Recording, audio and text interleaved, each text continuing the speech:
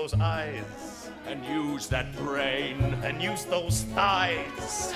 Hey team, yay team, break right through the line.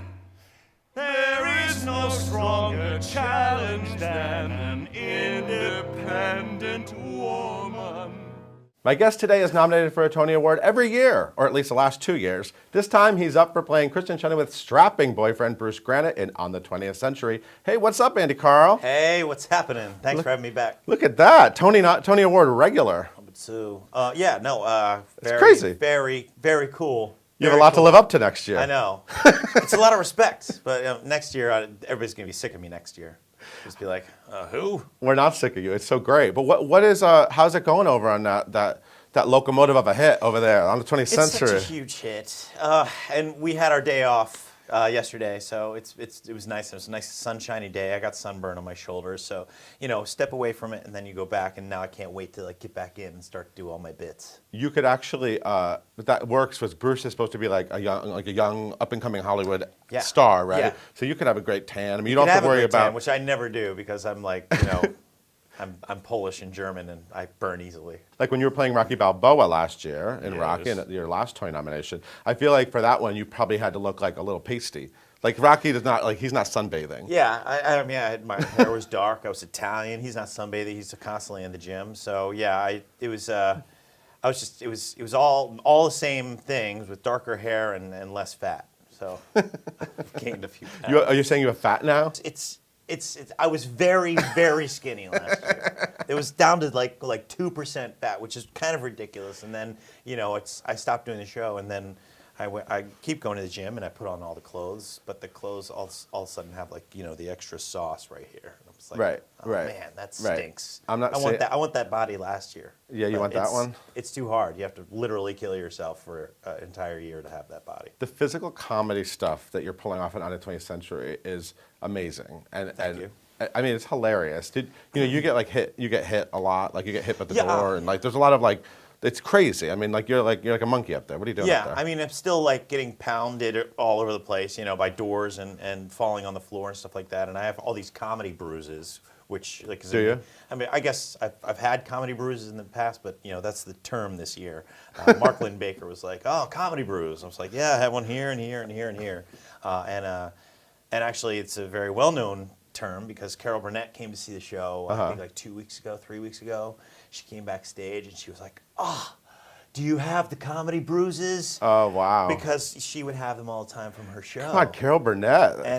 We had a simpatico moment. That's awesome. I can't, that's sort of, I'm going to live with that forever. That's amazing. Yeah, it was pretty cool. When you're doing a show like that in rehearsals, and you guys probably all think you're hilarious in rehearsals, but is there ever that fear that you're going to actually get in front of an audience and that they're just going to just sit stone-faced? Oh, man, we didn't have an audience until the first preview, so we were in the rehearsal room with no audience, and it was petrifying to me when we finally got an audience of 700 people sitting there waiting for us to do all these things, and I had all these planned things that I assumed would work. Yeah. And a lot of them landed, but a lot we made even bigger because we wanted to make sure they drove them home. Right. I got a lot of collaboration going on, doing some of the three, making sure to do the comedies in threes and all the bits that the picture bits work out well. So it was terrifying, and now it's still very nerve-wracking. My first entrance is not for 35 minutes into the show, right? And I have to basically be funny. I'm like, all right, so it's kind of like it's nerve-wracking, and I try very hard, and a lot of times I nail it, and sometimes you get those audiences that just are watching and paying attention and not laughing. You're like, oh, what am I doing wrong? Let's talk about your leading lady. There's a lady who was attached to this show before anyone else, Kristen Chenoweth. I feel like for years I've heard people say, I want to see Kristen Chenoweth do On the 20th Century. It was sort of like this role everybody brought up for her, and then she finally was doing it. So how did you get to be her boyfriend on stage? How'd that happen? That's a good question, because I have no idea. But there is one person that can do this role and do it justice, and that is Kristen Chenoweth. Yeah. She's amazing. She's an inspiration to everybody on stage. We all show up and give 120% because she's so dedicated. Yeah. I don't know her personally from before, and then we met for the first time at some function to say on the 20th Century is coming to Broadway. Oh, wow. And immediately we hit it off. It was sort of like two comedian, goofy kids meeting each other and like, oh, this is going to work. Because she's, 4 foot something, I'm 6'2", and I looked down at her and I was like, this is going to be funny. Yeah. So when did you first realize there's a lot of physical humor with like you lifting her? You're literally like working out with Kristen Chenoweth. She's like your dead weight. Like I mean, like there are parts of the show. What was that like in rehearsal when you started like throwing her around and? She's totally up for everything. Are you giving her comedy bruises? I'm sure I do, and she doesn't say anything because she's not that kind of girl. She's just like, oh yeah, it hurt a little today. I'm so sorry. I try to take care, but it was one of the things where we had to go for it, and luckily she's just so cool to do whatever and try everything. I mean, I had her, I had literally pushed her over top of my head at one point for a bit. We tried that, and it's like, oh, that's way too scary. Yeah, I agree. And then I, was doing squats with her at some point. Right. And then the barbell thing came in, and it was like, oh, perfect. It works, and it actually gets a big laugh every night. And I didn't know it was going to work that well, but thankfully it did. But I was carrying over this with Bruce Granite. Yeah. This role, he's very egotistical. He's very self-centered, and also about all his image. He loves the camera and all that kind of stuff. And since I was just carrying over this sort of like Rocky physique, I just sort of switched it and made it not a humble guy and made him into somebody who was really into showing off his physique and his charms and his smile and his eyes. And so it sort of blended in, and especially because she weighs all of like 80-something pounds. Right. Yeah. Easy breezy, no problem. I can do that every night. Wow. Do curls. I laughed my butt off when I saw that show. You were so funny, so well deserved. You won an Out of Critics Circle Award. Congratulations! Thank you very Look much. at that. OCC. Win an award, Tony nomination. You were nominated for a couple of Broadway.com Audience Choice Awards. Yep. And you and Chenoweth were up for favorite on stage pair. Yes. Yeah. I mean, I didn't go because I didn't win any of the Broadway.com Audience Choice Award because the audience. Well, I don't have any say over it. I can't even vote. It's for the fans. So yeah, no. It's totally not. Did you campaign at all, or? It's I tweeted out that I would literally like. You said tongue kiss Chenoweth and do dumbbell presses with her. You it promised, didn't win, so that's we're never. It didn't really carry. We're never actually going to get to see you do. Audiences didn't want to see. Sorry, you guys. Sorry. I apologize. Actually, your wife Orfeh won a Broadway.com Audience Choice Award for Legally Blonde. Yeah. So I guess you have to like look at hers all the time. 2007. Yeah. You have to like sort of live in the shadow of that that honor. It's something that she has to look at my Out of Critics Award. Yeah. Now, so, but that's the thing. It's tit for tat with us. Well, maybe next year. And we give out these awards every year. I say, I won. Right. And then she holds up her Broadway.com Audience Choice Award. And then I'm sad. I think she holds it up I think she walks around town with it.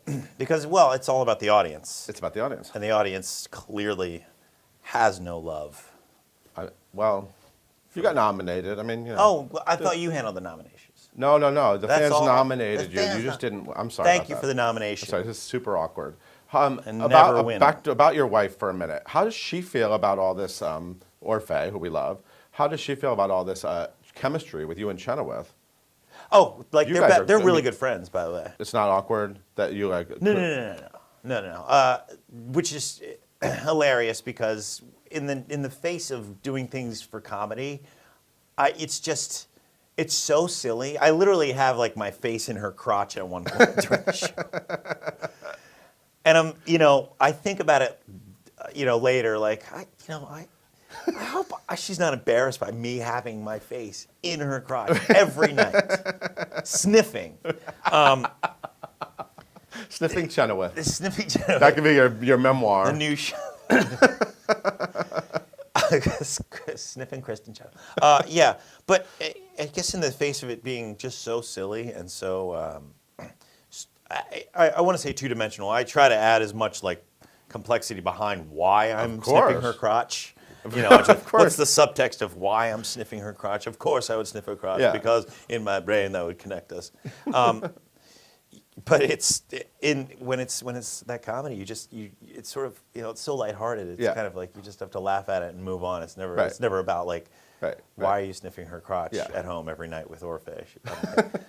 Like, she gets it. And when she sniffs some other guy's crotch in a Yeah. show, I will have the same understanding. She's also like your biggest cheerleader, your wife. Oh my God, she's Yeah. like. Yeah, she's loving She's it. been like, I always say she's my rock, but she's totally like everything else. She's my rock, my fire, my passion, my reason for getting up in the morning and going to all these things, Right. all these like these luncheons and stuff like that. Which is, it's weird. It's very bizarre to put any sort of, I guess, art in competition, but Right. it's also kind of great to, I don't know, regale art itself through competition. I don't know. So it's very weird. But she's like, you just have to go. You have to get up and do all the stuff and make sure it happens. And so I get up and do all these things because she's really championing me, and it's great. Let's talk about Rocky for a minute. So you were incredible in Rocky. And Rocky obviously didn't make it in the long run. It was a huge production. Yeah, huge production. It really Short felt run. like a lot of it was kind of on your shoulders. I mean, you were Rocky in Rocky. Yeah, I kind of, which was something I didn't take lightly. I was like, I started working out before even the auditions happening. I was like, I'm setting my mind. Yeah, you transformed your body. I'm literally going for everything. It was like mind, body set for Rocky 24/7 for, I guess for like a year straight. Right. And I'd worked on it for like 3 years, so I always had it in my back of my mind. But like a year straight, it was all that, which is terrible to do to somebody like Orfeh. Just like I'm coming home and all I'm thinking about is like this show and trying to generate every possible cell towards Rocky. But I just knew that it was going to take that much in order to step up to the plate of that role and that show. But here's my question. Yes. So when you put that much of yourself into a role, is it then not just an acting job? And is it, when the show doesn't make it, when the show fails, does it make it harder? Was it hard for you when the show didn't catch on? What was good for me is that I'd put so much into it that it was sort of a cathartic thing. When it ended, I was like, you know what? I did everything I possibly could, and I ended up going to being nominated for a Tony, and I ended up, having the respect of friends and coworkers, and people saw what I was doing. Right. At the end of the day, I walk away with that, and that's fantastic. The sad part about it was working on it for 3 years, seeing it end, and looking around and seeing the faces that I had seen for the past 3 years working on this thing, and everybody was, it became this thing, and it was an end to that life. And all that work. There was a lot of work put into that by everybody who was on that. Not just me, but certainly Aarons and Flaherty, they worked incredibly hard. Alex Timbers worked hard. And, some of the stuff didn't get its justice as far as like award nominations, but I think people saw what was going on, saw how interesting a development it was, and how we were taking outside of the box. But with the show that Rocky the musical may have not been like. At first, when you think about it, is that a really good idea? You sure you want Rocky to sing? But I'm sure there's been crazier ideas. But at the end of the day, everybody put a lot into it because it meant so much to us. Yeah. So there's no Rocky 2 next season on Broadway. I don't know, maybe. Maybe. Oh. That's. I don't know. I could win. I could win the fight. So let me go back for a minute. So you grew up where, in Maryland, right? Balmer, Maryland. Balmer, and when did you first? I know you did like Little Abner. I read like in high school, right? Yeah. Was that like your first bit? That was the first laugh I ever got, was doing that show. And who you were playing, like General some crazy, Bull Moose with like a mustache, and like he was like the villain of the show. I played all the villains because there's one guy, Evan Farmer. He played all the leads. Oh, okay. So it was always this thing where even Lil Abner, I thought like, oh, I might get it because I'm like bigger than him, and but he got the lead, and then I was playing the villain. I played Judd Fry in Oklahoma. Oh, you were always like the curly, scary weird dude. Yeah. So it was, and I played Judd Fry with like a cast on my foot from a skateboarding accident. But I built a boot around it. I never told you this story. No. I literally like two or 3 days before the actual show, I was skateboarding and I broke my fifth metatarsal, which is the pinky toe on that side. And I had a cast on my foot, and I walked into rehearsal, and everybody was like, what? And I was like, don't worry, I can handle this. And I built a boot around it, and that was like my Like a big first. thick boot. Yeah, Judd Fry. It matched Judd the Fry other would wear boot. those. I like cut some other boot and made Wow. yeah. So We worked it out. I think I went to, I don't know, Payless and got 2 boots. And You're kind of now always like the piece of ass in a lot of shows. I was realizing that as I was looking. You've taken over Evan's gig, I guess, right? Yeah. Yeah, look, well, yeah, I mean, now I still feel like I'm the villain of this show. Okay. He's The sort of the villainous piece of ass. Yeah. He's the guy in the way of Let me put it things this way. being happy. You wear a lot of tight pants on Broadway. Yes. That is like when you go in for a costume fitting, you must be like, okay, this is clearly just gonna be tight. I'm gonna go with it because, hey, I get to work. But yeah, William Ivy Long is like always like, can we just bring the pants in just tight? We'll sew this and we'll make sure that everything is. But I've done some squats and I have the so I'll carry it as long as I can. Right. Before the whole thing falls and drops. My ass is on the floor. I don't know. It's curious to be in that. I mean, I was, being most actors, I'm sure, are insecure in some way. I was never like the secure, like I'm like the macho guy. Yeah. That does all the macho things. Were you always good with girls? Like in high school, did you have like girlfriends, and were you always like? I mean, I was that long-term Okay. girlfriend thing. I was Right. at like 2 years, 3 Okay. years. I don't think I was like the worst, but I certainly wasn't like You a weren't smooth Evan. operator. You weren't Evan. I wasn't Evan. No. Evan had all the girls. Absolutely. You were Judd Fry. That was that guy. I was Jeff Fry. He's I was, creepy. That guy's creepy. Yeah, I was always the goofy guy, or like he was. Yeah. I still am. Yeah. I still am backstage. It's still sort of like I'm living in this time capsule. Still from like when I first got into theater when I was a kid to now, I still have some of the same feelings that I Right. do. But some we grow out of them, Right, or we right. find the way to work with them. Right. So to be like a stud on stage is much more different for me because it's an acting choice, and Right. it also comes with especially this show comes with a lot of hilarity. It comes with a lot of slapstick and sort of goofiness, things Yeah. you wouldn't expect from Yeah. the stud. But when you look at your resume, it does kind of look like once you put a UPS uniform on, your career really took off. Oh yeah. Like you were the UPS guy in Legally Blonde. Yeah, And then I if you mean- look at you haven't left Broadway since. Do you ever put it on at home for Orfeh? I have the hat still. Oh, you have the hat. I have the hat. Yeah. Now it's like Rocky T-shirts at home that are all cut up and stink. But you must feel good when you look at all the shows you've been able to do. I mean, Yeah. you've been able to. Thank you. Yeah. Like what? All right, let's just get. What are your 3 favorite roles you got to do? But Can I- great can I roles. throw one? Yeah. Tommy DeVito. Yeah, I was going Oh to my say God. Tommy DeVito. The Jersey Boys. For me, as an actor, changed Yeah. my confidence level too, because it was monologue after monologue, straight up to the audience Yeah. in a very way of getting the audience to go with you. And so, I was like, Tommy, that's a song. Oh, and a nice, a sweary la. I can still Yeah. do the whole show in my head. That was a great role. I had so much fun, and You a were good awesome in family it. of actors to be with at Jersey Yeah. Boys, and I'm sure it's still the same over there. Altar Boys was great. Yes, Luke. Yeah, Luke at Altar Boys, and that was again because it was such a family of guys, and we just had like a reunion recently where we at Studio 54 where we all did a couple of our songs. And it was so easy to just like slip right back into Luke. Yeah. And I'm trying to think of other great shows. I mean, Legally Blonde was fun just with the character stuff and working with my wife. It was kind of interesting. But Rocky just takes the cake. So those would be my You've 3. been able to do a lot. Yeah. What do you want to do? So what now? I don't know. I think people are getting sick of me. I got to do something else. No one's getting sick of you. No, it's good. It's No, all good. I'm working on my own stuff. I'm working on You still stuff writing? I'm still Writing writing, but it's always tough when you're working. But it's finding the right in, and hopefully you can make that happen. And working hard is something that you're passionate about. Right. And I just got this great compliment from Lin-Manuel. Miranda.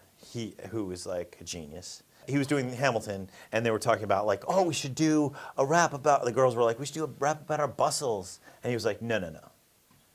Andy Karl Bustle killed Fluffer. it. I can't improve upon that. Oh, that's awesome. I was like, coming from him, Wow. it was like it's Wow, incredible. Bustle Fluffer. Look he it was up, like everybody. Bustle Fluffer was like That's awesome.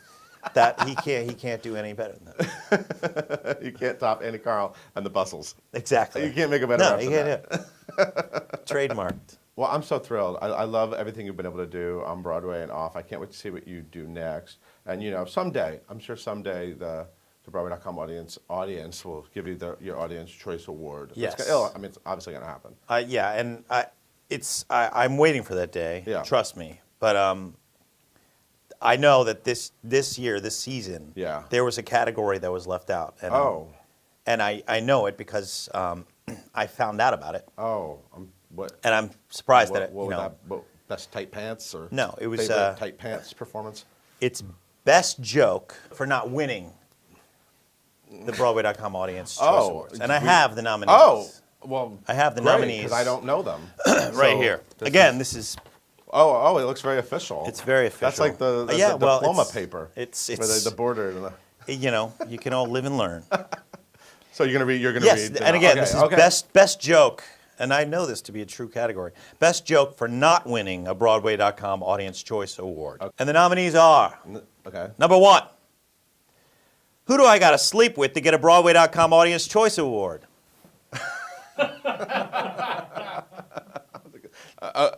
Okay, let's just keep going. Keep going. No, I know. It has nothing to do with you. It's all about the audience. Right, yeah, no, I know. That's not at all how things happen. They refuse to love me. Nominee number 2. Okay. I could have won the Broadway.com Audience Choice Award in my category, but something rotten happened. Boing! It's a two-parter. But I'll be a good Christian and take it in stride. Oh. Yep, Hey.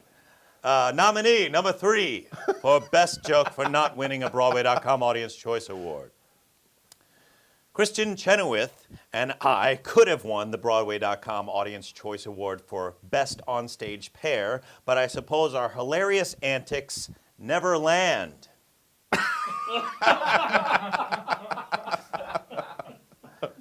It's a three-parter. Because they won. Oh. Yeah. Speaking of Best Onstage Pair, Kristen should have her own nomination.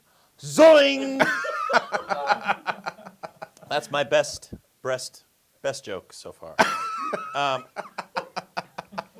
Nominee number 4. It's okay I didn't win the Broadway.com Audience Choice Award. I probably would have had too much glee and smashed it accidentally. Wow.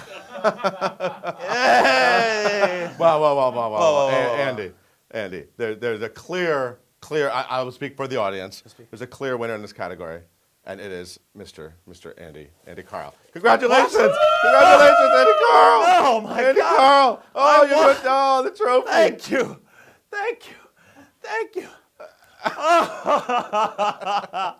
It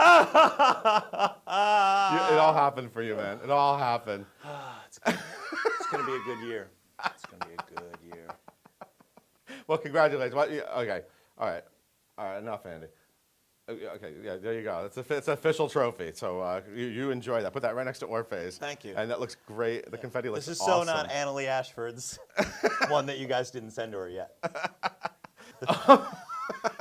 Well, Andy, how long is this on 20th Century going? July 19th. July 19th is our last performance. American Airlines Theater. Everybody has to see it. This guy is hilarious. Come see us on the Tonys. I think Kristen's doing a number on the Tonys. June 7th? Yeah, that's going to be. What are you going to wear? And she's hosting. You're going to wear confetti in your hair? What are you going to wear? Absolutely. Confetti.